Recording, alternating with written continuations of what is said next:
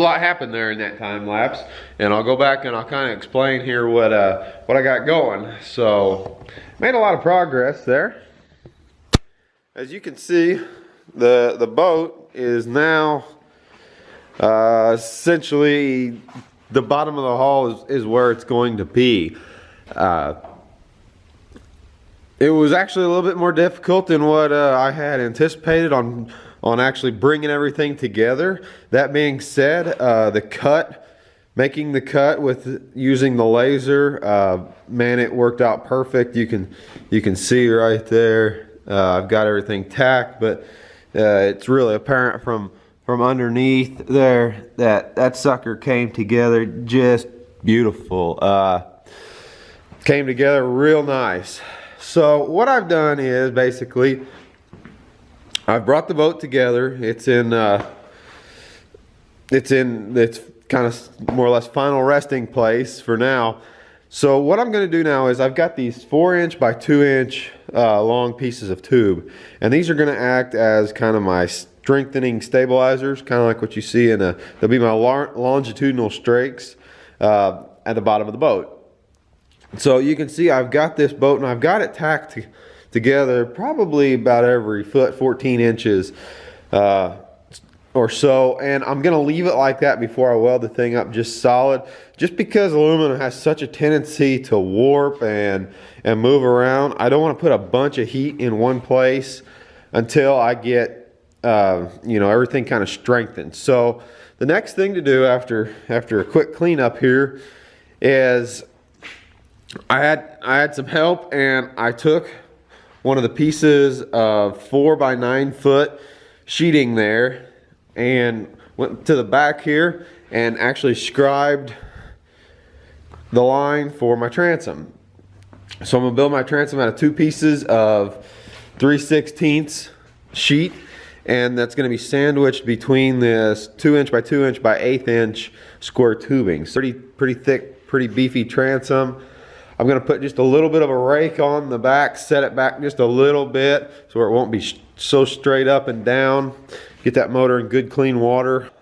A lot of work there to still do, but you know, the boat turned out really, really nice. The hull did anyway. Real happy with how it looks. 15 degrees in the back, so what that worked out to with the boat being this wide is I'm about 86.5 inches wide here in the back. I'm just over 6 foot wide in the front. I'm about 76 inches in the front. Naturally, these 2 corners will be cut off to create the front of the boat. I like that, where you're gonna have a nice clean front there to the boat. Boat's gonna sit about 41 inches, 42 inches off the ground. So it's gonna be a nice tall boat. Ended up staying right around that 27 degree mark on the front end, which naturally is it's a lot shallower than that big V-bottom boat over there, but at the same time I've got a lot of width here in the front to play with. And it's a 15 degree hull, 27 degrees in the front end. It should still break a wave pretty nice. Naturally, the more you bring this boat together, you lose your width very, very quickly. I just kind of roughed it in, and for every 5 degrees that I would bring this boat up, I would lose about 14 inches of width in the front. So you can see how quick you'll lose that width. So anyway, cool process bringing this hull together. I think it came together just excellent. I'm honestly not so sure that I didn't overdo it. I got this sucker pretty much exact lined up all the way through. Now naturally I've got a keel that I'm gonna weld in here, so you won't see much of or any of this, but I'm happy I took the time and got everything just right. So let me explain here what I'm doing as far as the transom. This is kind of important. It kind of sets the tone for the rest of your boat. So first off, make sure if you're building a 25 foot boat and a 32 foot shop, you gotta have daylight, because I'm already out in the drive. Nevertheless, here's what I got going. I've taken this sheet, let me get somewhere where the glare isn't so bad. I've taken this sheet and I've held it up to the back end of the boat. And that line right there, you can see that line, I've scribed. And I'm scribing all this real fine, so you know, everything fits up real nice. Scribed a line, that line right there represents the bottom of the boat. Now I want this boat's transom, I want to build basically wave whackers into the transom. So now what I can do is, now I can go from there to there, draw a line straight up, however tall I want. I could make the back end of this boat 4 foot tall if I wanted to at this point.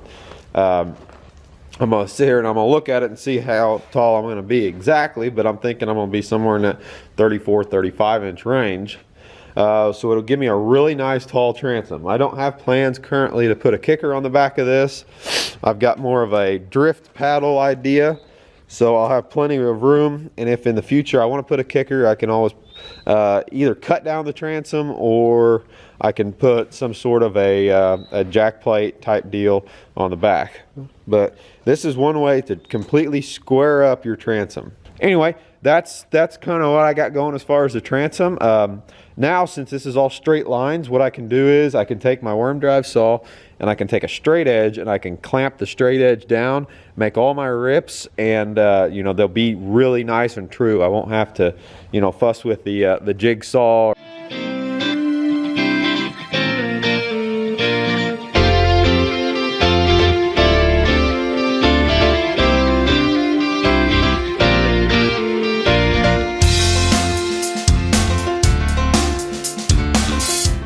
So after much thought and you know, scribing things out and looking at things, I've got the base of where the transom is going to be cut out for the motor. Now traditionally, you know, as you guys have seen other boats, traditionally the boats just have a flat transom all the way across where the motor sits. Well, you know, do a lot of drifting, and this boat's made for big waves and big water, and I want to build built-in wave whackers basically. So what I want is, I just want a hole there in the center for the motor to sit in, and then I want really high sides all the way around. And you know, this will basically prevent the waves from coming over the back. So what I've done was, and like I said, this is all personal opinion, but this is the way I set it up, so I'll share how I did. So what I've got here is, my boat is going to be 42 inches setting flat on the ground to the top of the nose. That's going to be the top. Now I want this boat to sit pretty level in the water. That's the whole idea. So what I've done is, I've measured up 42 inches and I've scribed a straight line.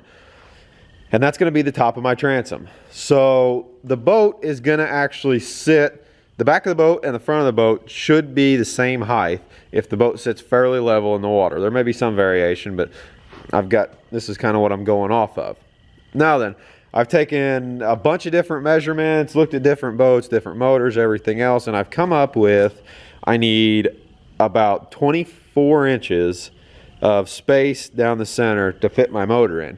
This boat here is going to have a 200 horse tiller handle on it, so I've got to account for the tiller handle, as well as I'm going to put a jack plate on this transom and the motor that has a 4-inch setback.